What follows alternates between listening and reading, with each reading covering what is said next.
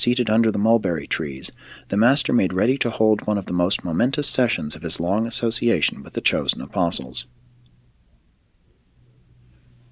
More than half the apostles participated in answering Jesus' question. They told him that he was regarded as a prophet or as an extraordinary man by all who knew him, that even his enemies greatly feared him, accounting for his powers by the indictment that he was in league with the prince of devils. They told him that some in Judea and Samaria, who had not met him personally, believed he was John the Baptist risen from the dead. Peter explained that he had been, at sundry times and by various persons, compared with Moses, Elijah, Isaiah, and Jeremiah.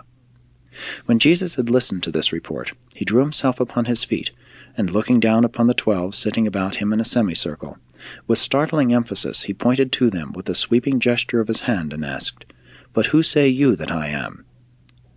There was a moment of tense silence.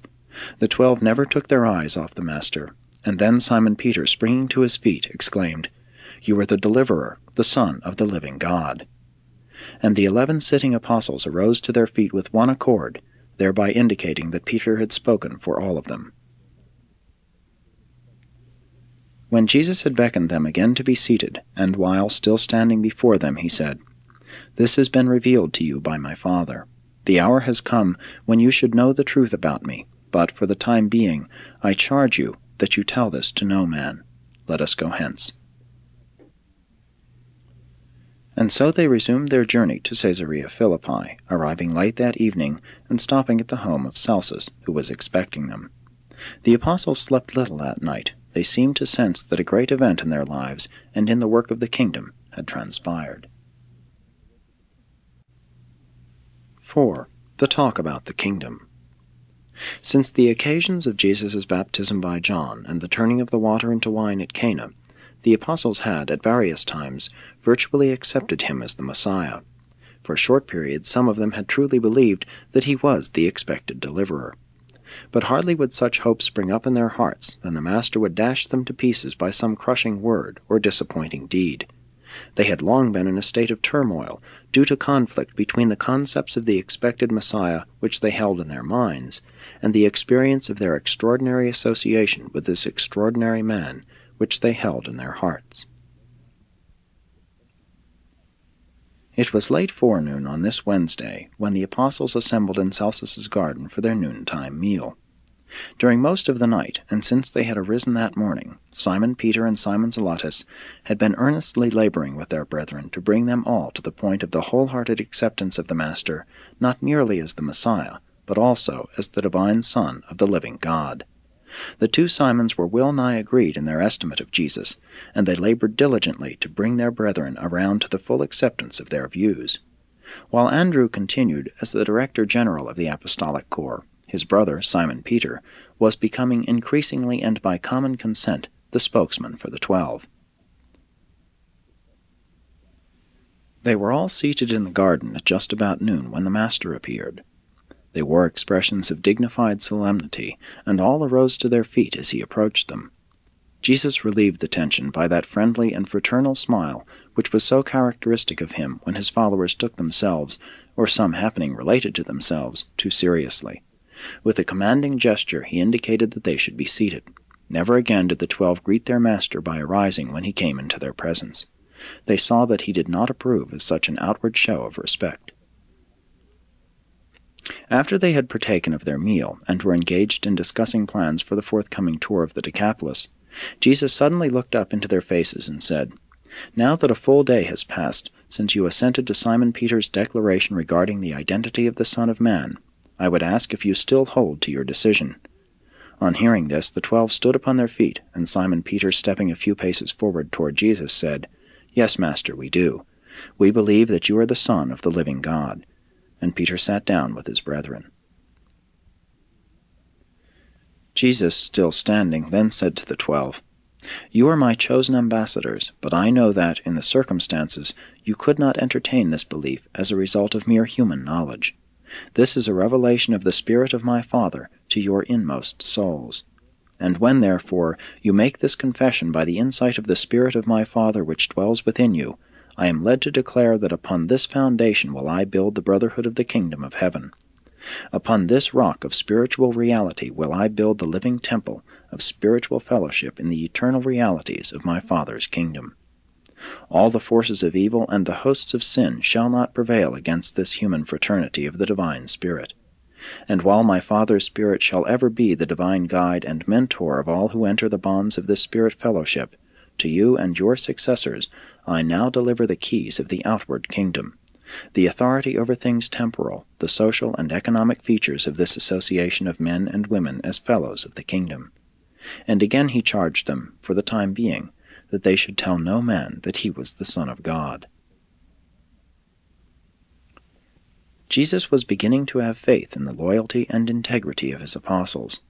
The Master conceived that a faith which could stand what his chosen representatives had recently passed through would undoubtedly endure the fiery trials which were just ahead, and emerge from the apparent wreckage of all their hopes into the new light of a new dispensation, and thereby be able to go forth to enlighten a world sitting in darkness.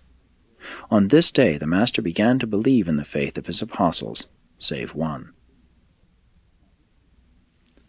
And ever since that day, this same Jesus has been building that living temple upon that same eternal foundation of his divine sonship.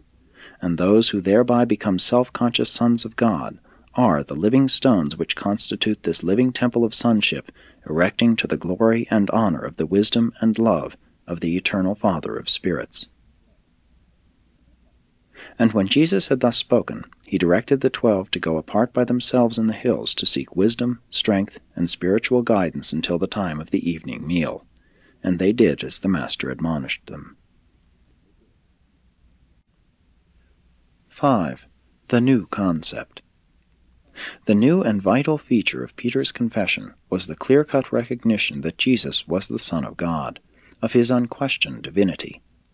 Ever since his baptism and the wedding at Cana, these apostles had variously regarded him as the Messiah, but it was not a part of the Jewish concept of the national deliverer that he should be divine. The Jews had not taught that the Messiah would spring from divinity. He was to be the Anointed One, but hardly had they contemplated him as being the Son of God. In the second confession, more emphasis was placed upon the combined nature, the supernal fact that he was the Son of Man and the Son of God, and it was upon this great truth of the union of the human nature with the divine nature that Jesus declared he would build the kingdom of heaven. Jesus had sought to live his life on earth and complete his bestowal mission as the Son of Man. His followers were disposed to regard him as the expected Messiah. Knowing that he could never fulfill their messianic expectations, he endeavored to effect such a modification of their concept of the Messiah as would enable him partially to meet their expectations. But he now recognized that such a plan could hardly be carried through successfully. He therefore elected boldly to disclose the third plan, openly to announce his divinity, acknowledge the truthfulness of Peter's confession, and directly proclaim to the 12 that he was a Son of God. For 3 years Jesus had been proclaiming that he was the Son of Man, while for these same 3 years the apostles had been increasingly insistent that he was the expected Jewish Messiah. He now disclosed that he was the Son of God, and upon the concept of the combined nature of the Son of Man and the Son of God, he determined to build the kingdom of heaven. He had decided to refrain from further efforts to convince them that he was not the Messiah. He now proposed boldly to reveal to them what he is, and then to ignore their determination to persist in regarding him as the Messiah. 6. The next afternoon. Jesus and the apostles remained another day at the home of Celsus, waiting for messengers to arrive from David Zebedee with funds. Following the collapse of the popularity of Jesus with the masses, there occurred a great falling off in revenue. When they reached Caesarea Philippi, the treasury was empty.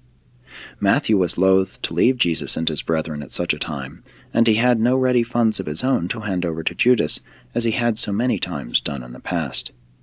However, David Zebedee had foreseen this probable diminution of revenue, and had accordingly instructed his messengers that, as they made their way through Judea, Samaria, and Galilee, they should act as collectors of money to be forwarded to the exiled apostles and their master.